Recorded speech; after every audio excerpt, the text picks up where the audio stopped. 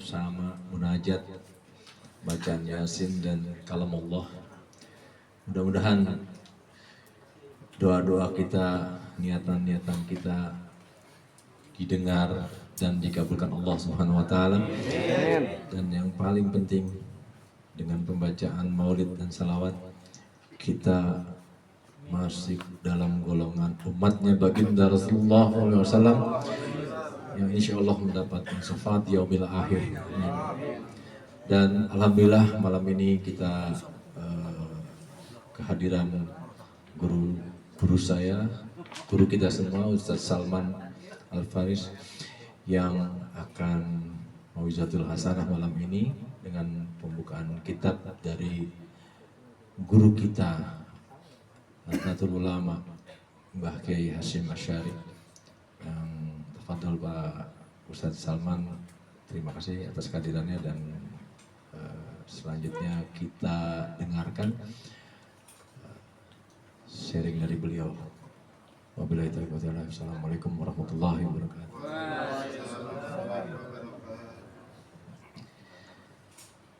Assalamualaikum warahmatullahi wabarakatuh.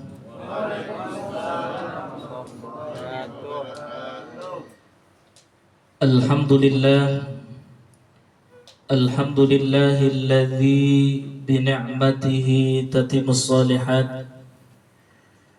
Wassalatu wassalamu ala sayyidis sadat Sayyidina wa habibina Muhammad wa ala alihi wa sahbihi anjumiz zahirat.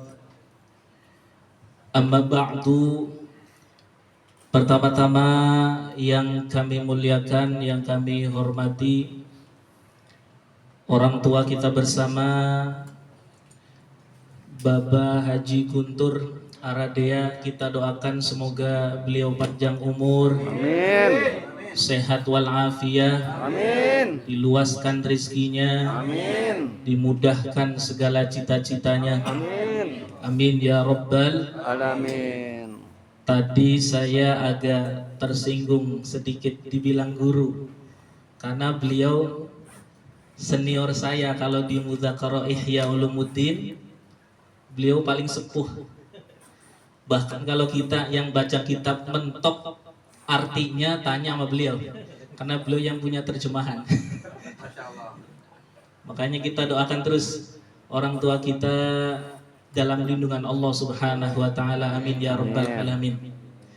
Yang kami muliakan, yang kami hormati segenap pengurus ranting Nahdlatul Ulama, para guru, khususnya guru kita Al-Ustaz Eko Setio Budi, kita doakan semoga beliau terus dalam perlindungan Allah Subhanahu wa taala.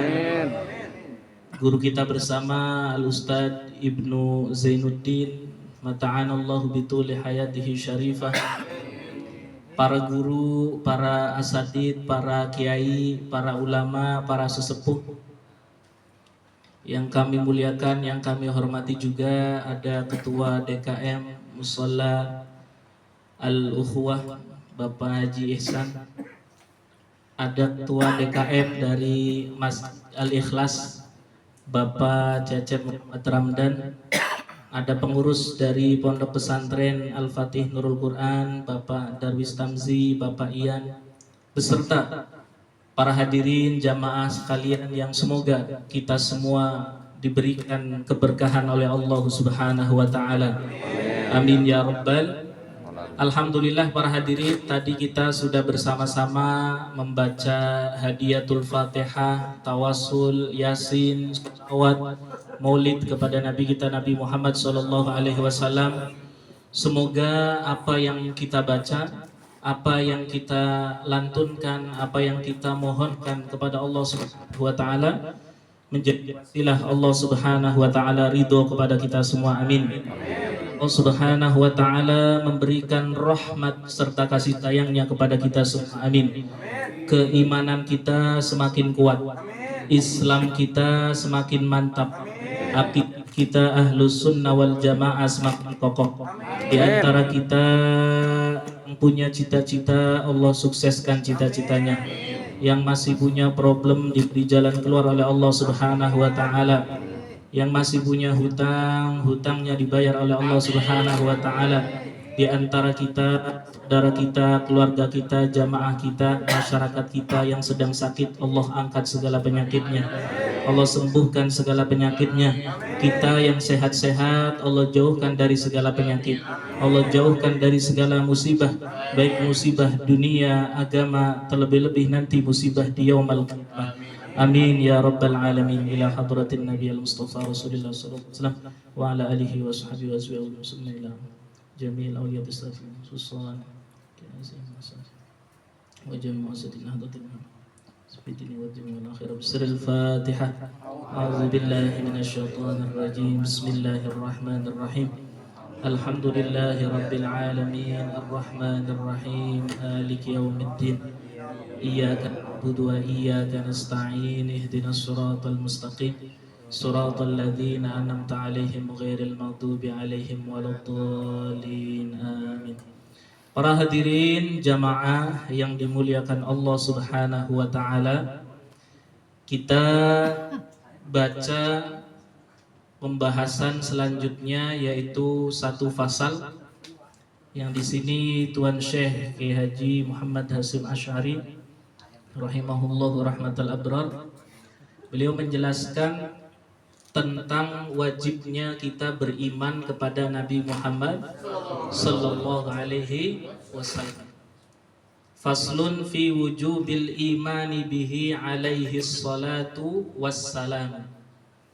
Jadi fasal yang pertama Tuan Syekh menjelaskan wajibnya beriman kepada Nabi sallallahu alaihi, bahkan di antara intisari kita beragama adalah iman kepada Nabi. Sebab maaf, saudara kita yang Yahudi, yang Nasrani beriman kepada Allah Subhanahu, tapi mereka tidak beriman kepada Nabi kita Nabi Muhammad sallallahu alaihi. Makanya tadi di awal ada istilah syahadatain. Ada istilah apa para hadirin? Syahadatain. Karena kalau syahadatnya cuma sekali, maka belum dihukumi dia pasrah kepada Allah Subhanahu. Ada orang masuk Islam asyhadu an la ilaha illallah, tidak dilanjutkan wa asyhadu anna Muhammadar Rasulullah, maka secara zahir dia belum dianggap masuk belum dianggap beriman kepada ajaran yang dibawa oleh Nabi kita Nabi Muhammad sallallahu alaihi. Dan ini iman merupakan nikmat yang begitu luar biasa, yang alhamdulillah kita nih para hadirin, walaupun nggak hafal Quran, walaupun nggak hafal hadis, tapi kita diberi nikmat iman kepada Allah dan juga kepada Nabi Muhammad sallallahu alaihi. Ada satu kisah yang luar biasa. Ada seorang guru Al-Habib Quraisy Baharun. Beliau pernah suatu ketika rihlah, ketika di pesawat bertemu dengan seorang perempuan yang sudah tua, memakai busana muslim.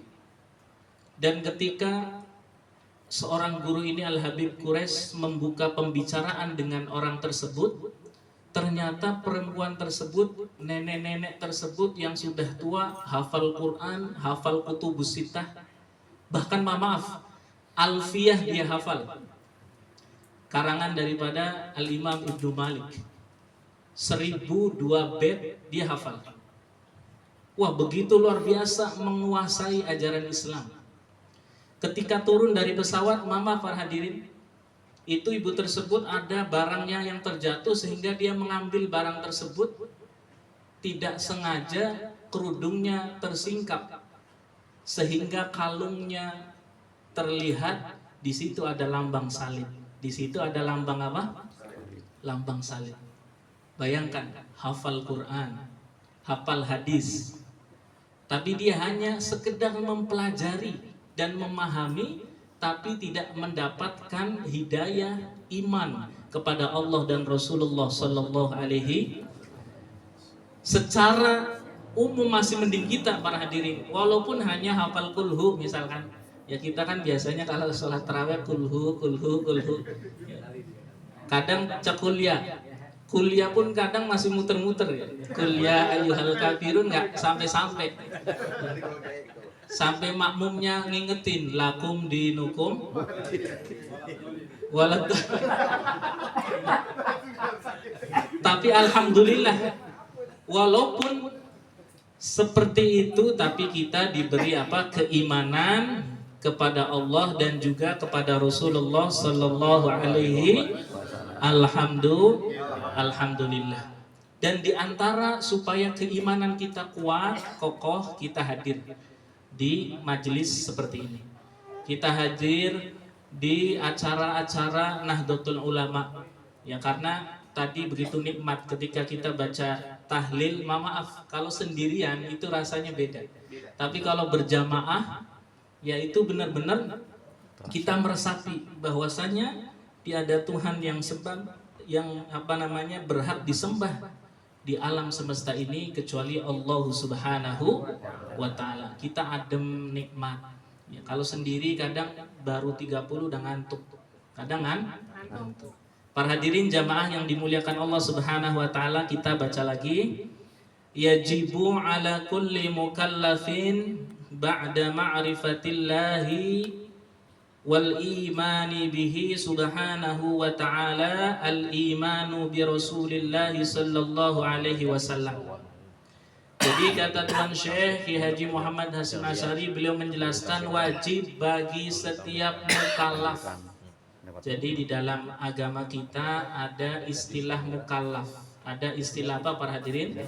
Mukallaf. Al mukallafu huwal balighu al aqilu balaghathu da'watul Islam. Jadi mukallaf itu artinya seseorang yang sudah baligh. Ini para hadirin, bapak-bapak, ini kita semua udah baligh. Maka wajib beriman kepada Nabi sallallahu alaihi al-aqilu, berakal. Kita ini alhamdulillah diberi nikmat apa? Akal.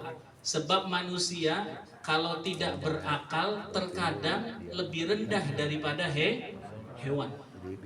Bayangkan para hadirin, ada seekor kambing nggak punya akal. Nanti datang lebaran haji nih, itu laku tuh kambing, walaupun dia nggak punya akal. Ada yang laku 3 juta, 4 juta, 5 juta. Sekarang maaf nih, ada manusia gitu kan, tapi nggak punya akal. Nggak punya apa? Akal. Mohon maaf, ODGJ. Kira-kira lebaran haji laku nggak? Lebih laku apa kambing? Ya, makanya terkadang para hadirin, kita nih menyepelekan nikmat akal. Makanya ada para ulama mengatakan, idza aqalaka aqluka fa anta aqil. Jika engkau bisa memaksimalkan akalmu, maka sesungguhnya engkau adalah orang yang berakal. Makanya kita diajari oleh ulama-ulama kita itu terkadang membaca kitab pelajaran itu yang butuh akal. Ya, kalau kita hanya sekedar membaca sekilas kita nggak paham. Ya. Makanya terkenal daripada kalangan Nahdlatul Ulama itu banyak sekali ahli fikih. Benar-benar mendalami ilmu yang memang di situ butuh pemahaman dan butuh akal yang luar biasa. Kembali lagi para hadirin, mukallaf pertama baligh, kedua berakal. Yang ketiga sampai kepada dia ajaran Islam. Ya, kita alhamdulillah ada guru kita Ustadz Ibnu Zainuddin, ada Ustadz Eko. Ya. Berarti artinya dakwah Islam sampai kepada kita melalui guru-guru kita. Kalau tidak sampai berarti mereka disebut ahlul fatrah. Ahlul fatrah ini nanti bukan di surga, bukan di neraka, tapi ada istilah namanya a'raf. Ada istilahnya nama apa? Itu di dalam Al-Quran ada surah Al-A'raf. Itu bukit antara surga dan juga, walaupun nanti penghuni A'raf pada akhirnya Allah masukkan ke dalam surga. Insya Allah kita semua calon-calon penghuni surga. Amin ya Rabbal. Karena kita dapat bocoran para hadirin, dapat bocoran dari nenek moyang kita Nabi Adam alaihissalam, bahwasanya beliau dulu asalnya dari mana? Dari surga. Artinya nanti insya Allah kita akan kembali ke kampung halaman, yaitu surganya Allah Subhanahu wa Ta'ala. Para hadirin jamaah yang dimuliakan Allah Subhanahu wa Ta'ala, wajib bagi setiap mukallaf setelah ma'rifat kepada Allah. Kemarin saya sama orang tua kita, Bapak Haji Guntur, itu ketika memahami satu bab tentang adab membaca Al-Quran, di situ ada fasal tentang memahami Al-Quran. Tuan Syekh Al-Imam Al-Ghazali, beliau mengatakan ketika memahami Al-Quran kita harus tahu isi kandungan Al-Quran. Di antaranya yang disebutkan oleh beliau setidak-tidaknya ada 8. Yang pertama, Al-Quran berbicara sifat Allah dan juga nama-nama Allah Subhanahu. Dari kita memahami sifat dan asma Allah, nanti akan muncul yang disebut dengan ma'rifat kepada Allah Subhanahu wa Ta'ala. Orang-orang yang sudah ahli ma'rifat itu bukan orang-orang sembarangan ya. Seperti pendiri NU itu nggak mungkin beliau punya pengikut yang begitu banyak kecuali beliau sudah mendapatkan derajat ma'rifat kepada Allah Subhanahu wa Ta'ala. Tuan Syekh Al-Imam Al-Ghazali dan begitu banyak aulia yang memang diberikan ma'rifat kepada Allah Subhanahu wa Ta'ala. Para hadirin jamaah yang dimuliakan Allah Subhanahu wa Ta'ala. Jadi kembali lagi, wajib bagi setiap mukallaf setelah mengenal Allah Subhanahu wa Ta'ala beriman kepada Nabi Sallallahu Alaihi Wasallam. Jadi kalau manusia yang paling mulia ya urutannya Nabi kita Nabi Muhammad Sallallahu Alaihi Wasallam. Ya, walaupun lebih dulu secara zahir diturunkan ke bumi Nabi Adam, tapi secara penciptaan lebih dulu Nabi kita Nabi Muhammad Sallallahu Alaihi Wasallam, dan lebih mulia Nabi kita Nabi Muhammad Sallallahu Alaihi Wasallam, dan itu menjadi keyakinan kita Ahlus Sunnah wal Jamaah. Siapa Nabi yang paling mulia? Nabi Muhammad Sallallahu Alaihi Wasallam. Siapa Nabi yang paling ganteng?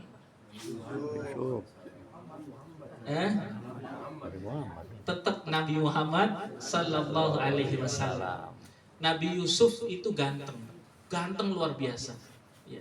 Cuman memang beliau kewibawahannya di bawah Nabi Muhammad Sallallahu Alaihi Wasallam. Makanya ketika Nabi Yusuf lewat itu para perempuan itu apa?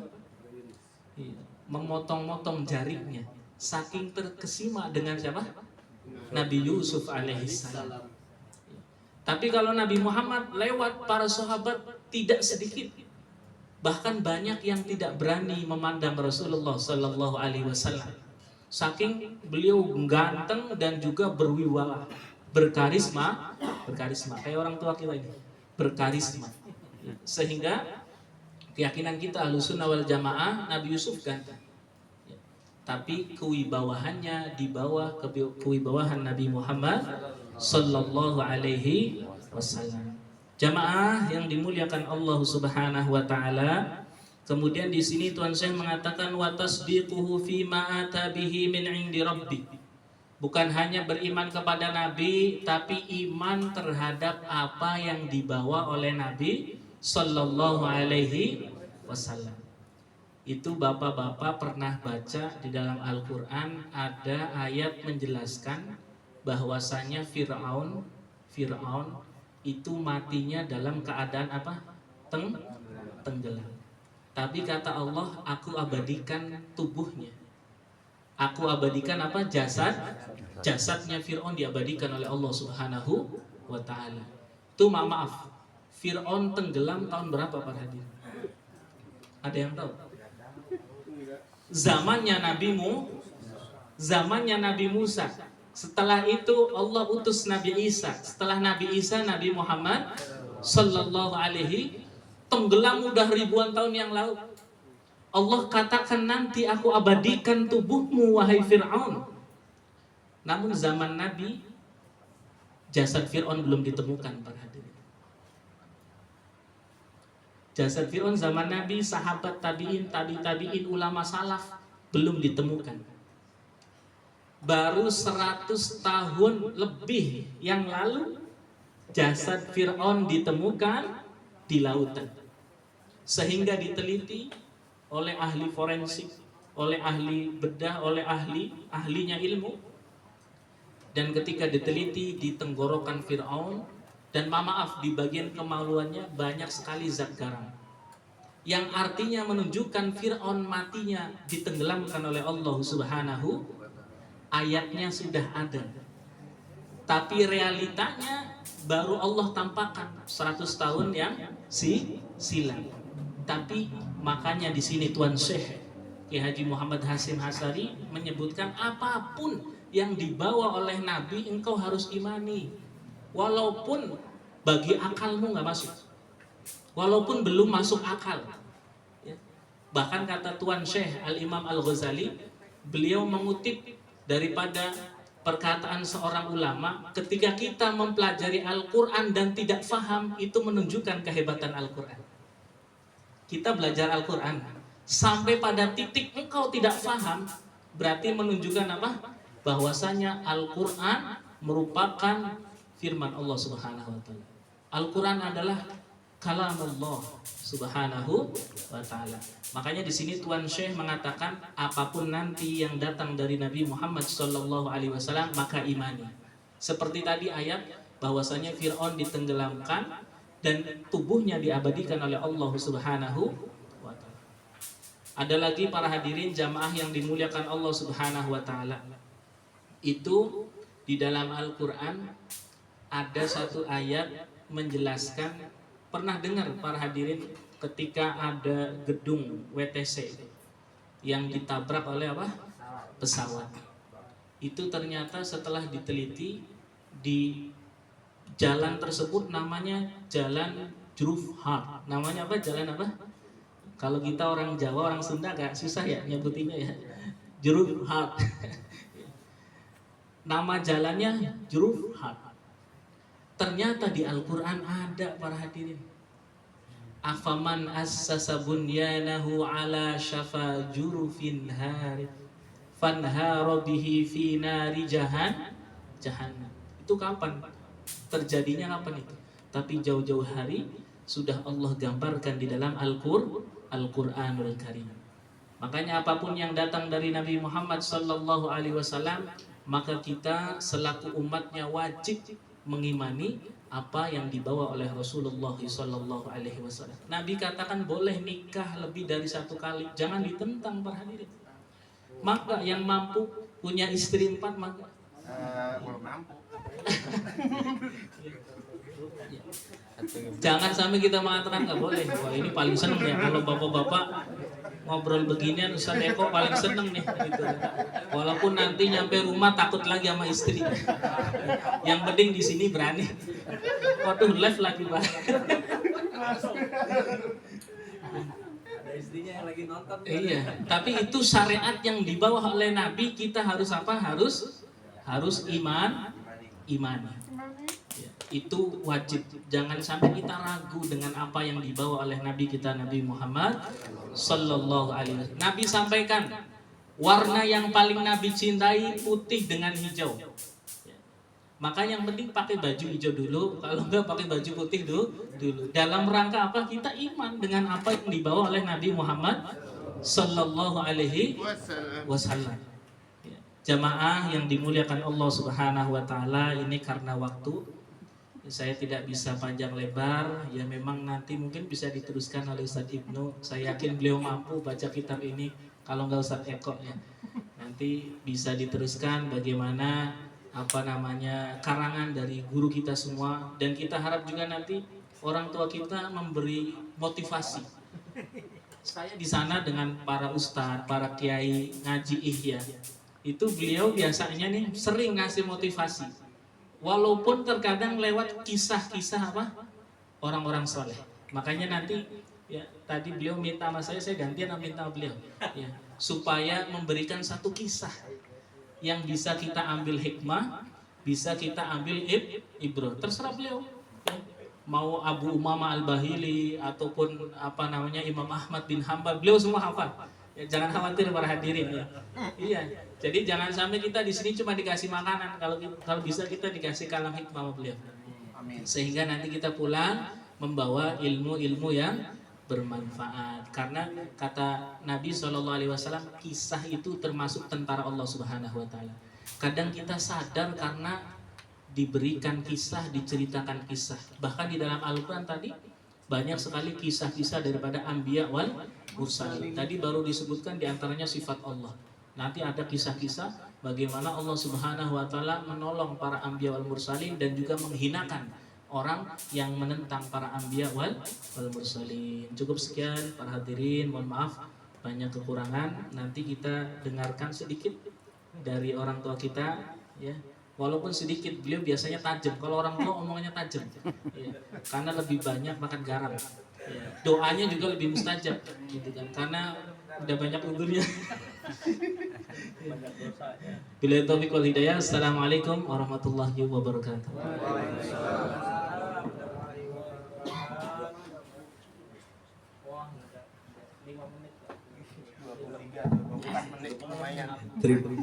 Terima kasih guru kita Ustadz Salman. Walaupun waktunya pendek ya, kayaknya sih nanti mau dibikin kajian rutin ya buat Ustadz Salman ya, baik Satimu ya. Kita lanjutkan nanti setiap bulan ada agenda pertemuan dengan Ustadz Salman untuk seperti ini, mudah-mudahan suasana seperti ini. Dan terima kasih juga atas semuanya. Saya kira udah setengah 11 malam Ustaz. Kalaupun nanti mungkin kita ada waktunya, mungkin pertemuan berikut seperti yang Ustaz Salman bilang. Memang kalau di Ihya, di pengajian Ihya, tugas saya itu menyampaikan hikmah dari riwayat para aulia, riwayat para sahabat, dari riwayat ada Ahlul Bait, artinya semacam Ibnu Mas'ud, orang-orang yang tinggal bersama dengan Rasulullah. Sehingga kalau orang-orang itu tinggal bersama Rasulullah, apa yang disampaikannya kita yakini kebenarannya. Karena ada dalam kehidupan sehari-hari Rasulullah. Salah satu contohnya riwayat Ibnu Mas'ud yang hadir dan tinggal bersama Rasulullah. Nanti ada lagi orang di sini yang saya kayak sempat teringat, namanya Salim. Kebetulan Salim juga di sini ada. Itu riwayat orang-orang yang patut kita contoh bekal. Salah satunya Salim. Salim itu peternak. Nanti ada riwayatnya. Mungkin pertemuan berikut kita akan sering sedikit nanti. Itu akan memotivasi kita. Malam ini udah setengah 11, saya pikir perut kita juga udah kelaparan ya banyak. Sekali lagi saya banyak ucapkan terima kasih kepada saudara-saudara kita yang hadir di sini. Mudah-mudahan sekali lagi kita akan terus istiqomah untuk mencari ilmu, mencari keridhaan Allah Subhanahu Wa Taala. Semalam itu waktu kajian Ihya ada yang sangat penting buat saya perdalam, maksudnya saya yakini. Kunci dari pembacaan Al-Quran, memahami Al-Quran. Bahwa awal kehidupan itu dari yang satu. Mungkin ini moto juga buat kita. Awal kehidupan manusia itu dari yang satu. Dan diciptakannya manusia itu juga dari yang satu. Dan proses kehidupan manusia berjalan sehingga kematian itu karena yang satu. Dan pada saat akhirnya kehidupan dunia itu karena sebab yang satu, yaitu Allah Azza wa Jalla. Yang satu Allah ciptakan karena beliau Allah Subhanahu Wa Taala itu adalah Maha Agung dan Maha Tunggal. Menciptakan manusia dari ribuan sperma, hanya satu sperma yang bisa membuat manusia hidup. Ribuan, hanya satu. Tapi dari satu sperma terbentuklah itu daging, itu saraf, itu tulang, itu organ tubuh, sampai menjadi bentuk manusia sempurna. Begitu juga dengan keseharian kita hidup. Dimulai dari yang satu, contoh sederhana. Kita sering lihat perkembangan teknologi. Dot metrik, itu satu titik. dalam bahasa teknologi 1 titik, dot metrik. Begitu dikumpulkan, digabung menjadi satu, terjadilah huruf, terjadilah gambar, terjadilah tampilan dari 1 titik. Begitu juga dengan kamera, 1 piksel digabung menjadi sekarang 10.000 piksel, 100.000 piksel, 12.000 piksel, menjadi gambar itu makin indah. Sebab kehidupan dimulai dari yang satu, diakhiri oleh yang satu. Insya Allah mudah-mudahan ke depan kita juga akan terus istiqomah dan meyakini apa yang tadi Ustaz Salman bilang, bab yakin kepada ciptaan Allah dan bab yakin kepada Nabi kita Muhammad Rasulullah SAW, itu yang paling utama.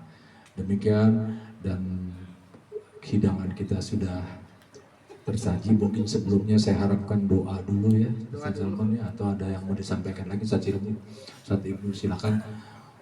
Saya ucapkan banyak terima kasih. Wassalamualaikum warahmatullahi wabarakatuh.